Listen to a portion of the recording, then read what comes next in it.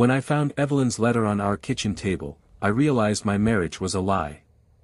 I'm Maximilian, Max to my friends, the guy who thought he had it all, a loving wife, a stable job at Pinnacle Financial, a future we'd planned together. That letter, written in her careful handwriting, wasn't an apology or a goodbye. It was a confession, cold and calculated, admitting she'd been siphoning money from our joint account to fund her new life with Marcus, my best friend and coworker. My heart didn't just break, it turned to ash. Evelyn and I had been married for 7 years. We met in college, her laugh lighting up the room, her ambition matching mine. I thought we were a team, building a life together. Marcus was the friend who'd stood by me since high school, the one who toasted us at our wedding. Now, their betrayal cut deeper than I could have imagined. The letter detailed how they'd been skimming our savings, money I'd earned, money we'd saved for a house, for kids someday. "I'm sorry, Max," she wrote, "but I deserve more. More. More than me." I sat there, staring at the letter, my hands shaking. Forgiveness crossed my mind for a fleeting second, maybe I could talk to her, fix this.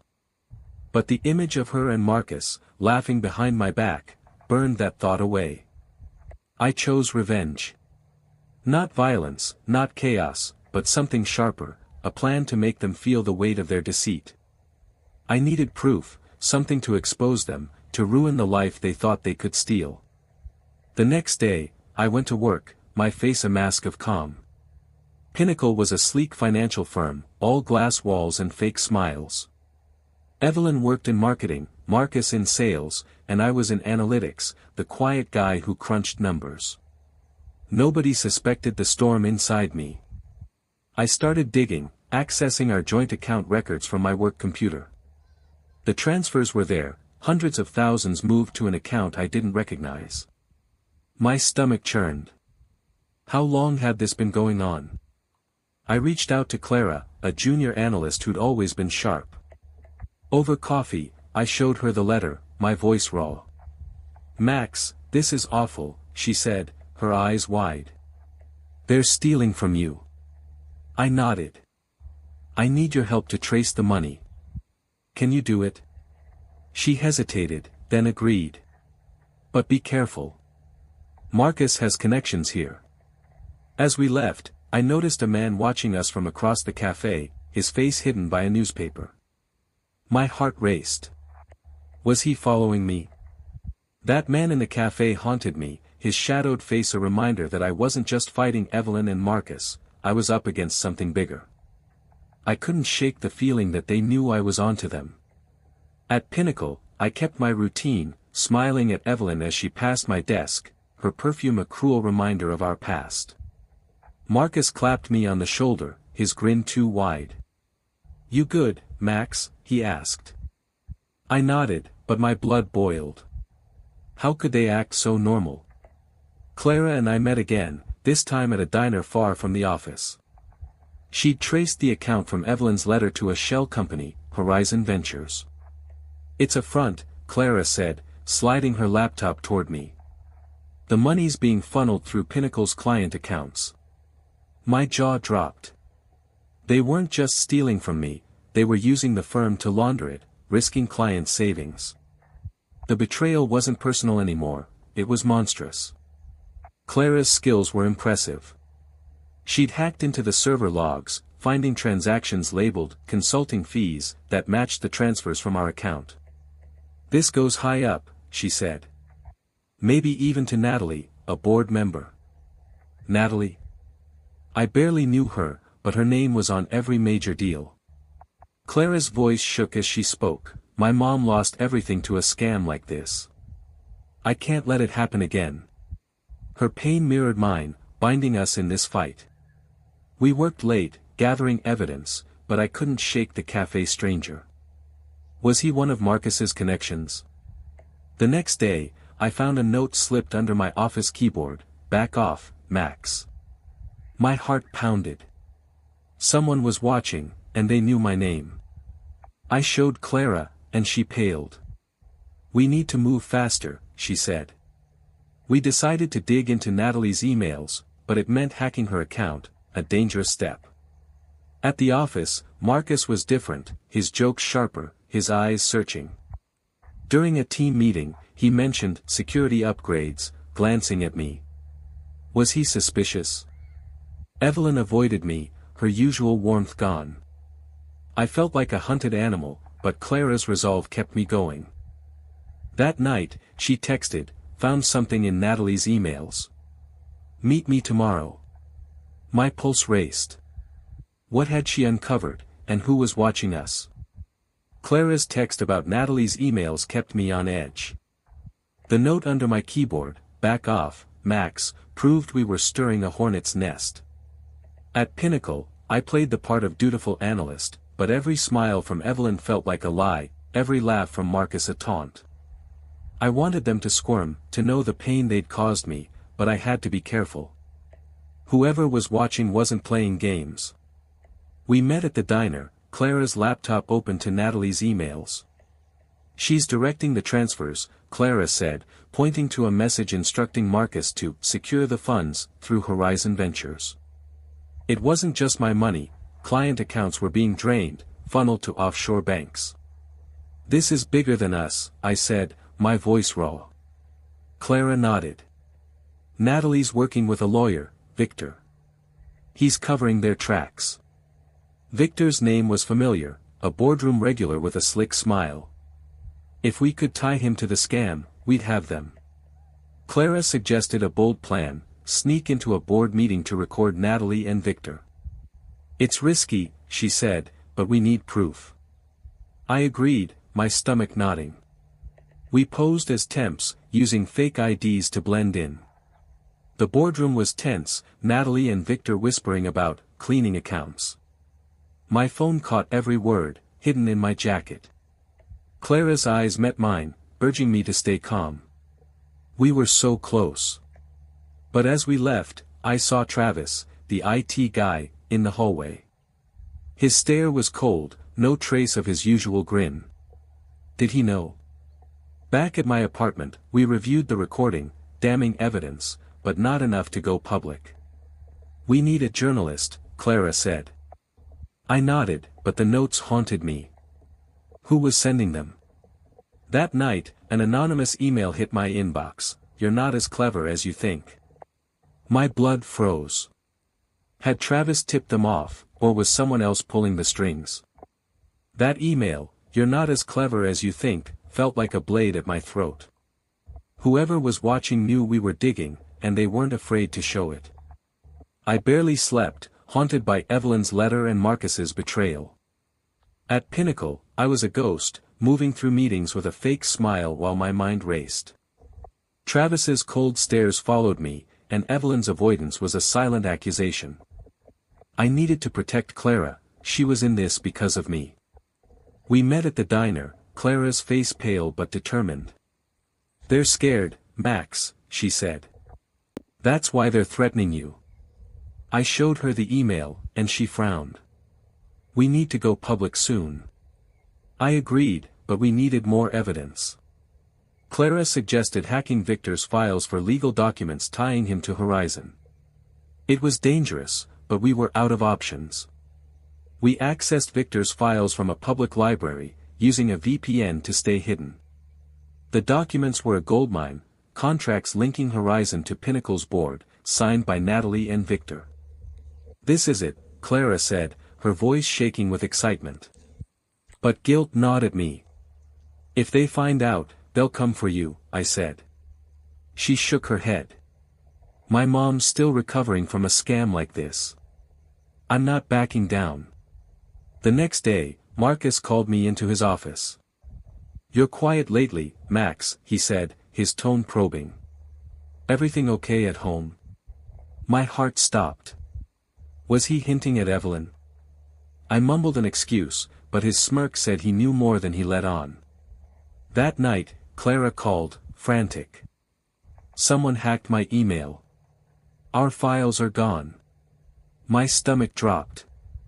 Then Hannah, the journalist we'd contacted, texted, "Found something on Victor. Meet tomorrow."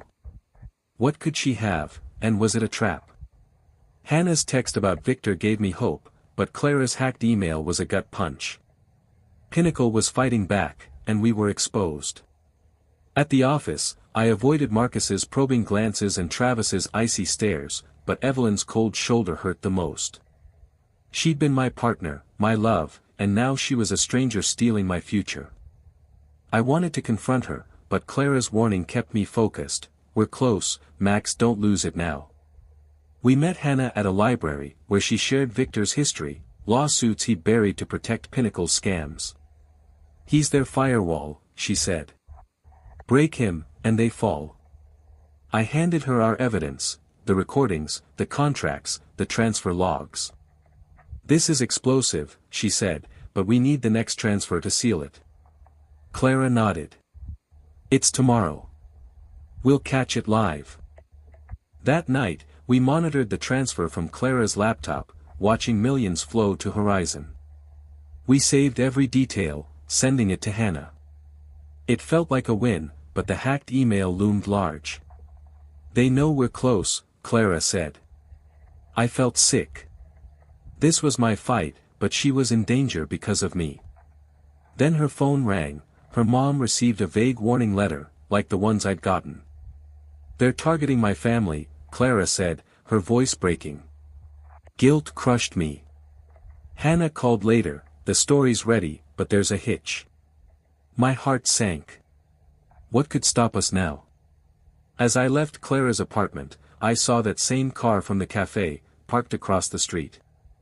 The driver was gone, but the message was clear, we were being hunted. Hannah's hitch kept me up all night. The car outside Clara's apartment was a warning, Pinnacle was closing in. We met Hannah at a park, where she explained, if we publish now, they'll bury the evidence. We need the transfer to finalize. Clara agreed. It's happening today. We've got it. But the warning letter to Clara's mom meant they were playing dirty. I felt responsible, but Clara's resolve was iron. We're stopping them, Max, she said. For everyone they've hurt. We found emails showing Natalie directing Travis to lock the system, cutting our access. Clara had a plan, leak a hint to spook them. They'll slip up. We sent an anonymous tip to a business blog, hinting at Pinnacle's fraud. The next day, the office was chaos, clients called, Marcus snapped at staff, Evelyn avoided everyone. We'd hit a nerve. But Travis cornered me. You're causing problems, Max, he said, his voice like ice. I played dumb, but my heart raced. That night, Clara's laptop crashed, someone had planted a virus, wiping our backups. They're desperate, she said. Then Hannah texted, an insider wants to meet. Here, tonight. My mind spun. An insider? Was it a lifeline or a trap? Clara insisted on coming, but I went alone, the ocean's roar drowning my thoughts as I waited in the dark. The pier was a cold, windswept stretch of wood and shadow, the ocean's roar drowning out my racing thoughts. I stood alone, waiting for Hannah, my heart pounding with the weight of her text about an insider. Was this a chance to end Pinnacle's scam, or was I walking into a trap? The notes, the hacked emails, the car outside Clara's apartment, they all screamed danger. But I'd come too far to turn back. Evelyn's betrayal, Marcus's lies, they'd stolen my life, my trust, and I needed to make them pay, not with fists, but with truth. Hannah arrived, her face tense, and behind her was a figure in a hoodie. He stepped forward, pulling it down to reveal Victor, the lawyer who'd buried Pinnacle's secrets. I'm out, Max, he said, his voice low, almost broken. Marcus is reckless, and I'm done covering for him. My jaw dropped. Victor, their fixer, turning on them. He handed me a USB drive, his hands trembling. Memos, he said. Every transfer, every account, Marcus, Evelyn, Natalie. It's all there. I clutched the drive, stunned. Was this real, or was he playing us? Clara and I met at her apartment, the air thick with anticipation as we plugged in the USB. The memos were a goldmine, dates, amounts, accounts, all tying Pinnacle's leaders to Horizon Ventures. Transfers from client funds, from my own savings, laid bare in cold numbers. Clara's eyes widened as she scrolled. "This is it, Max," she said, her voice shaking. "We've got them." But doubt gnawed at me. Why would Victor betray his own? Was he scared, or was this a trick to flush us out? "We need to be sure," I said. Clara nodded, but her excitement was infectious. "Hannah can publish this. It's over." We sent the memos to Hannah, who worked through the night to finalize her story. By morning, it hit the news, a brutal exposé of Pinnacle's fraud. Clients flooded the office with lawsuits, regulators swarmed, and Marcus, Evelyn, and Natalie were hauled into court, their polished masks crumbling. Travis, the IT guy, vanished, his desk cleared out overnight. Victor's evidence was the final nail, proving their guilt beyond doubt. Pinnacle was finished, its glass walls metaphorically shattered. Clara and I watched the fallout from a cafe, the TV blaring headlines about arrests and frozen assets. "We did it, Max," she said, her smile faint but real. I wanted to feel triumphant, but the cost was heavy. Evelyn's letter, Marcus's betrayal, they'd taken my marriage, my trust, my sense of home. I wasn't the Max who'd loved them, who'd believed in loyalty. Clara reached for my hand, her touch grounding me. "You gave people their lives back," she said. "My mom included." Her words warmed me, but the emptiness lingered. As we left, my phone buzzed, an email from Victor. "There's more you don't know," it read. My heart skipped. The scam was over, but his words hinted at secrets still buried. Was someone else involved? Had we missed a bigger player? I looked at Clara, her eyes searching mine, and knew this wasn't the end.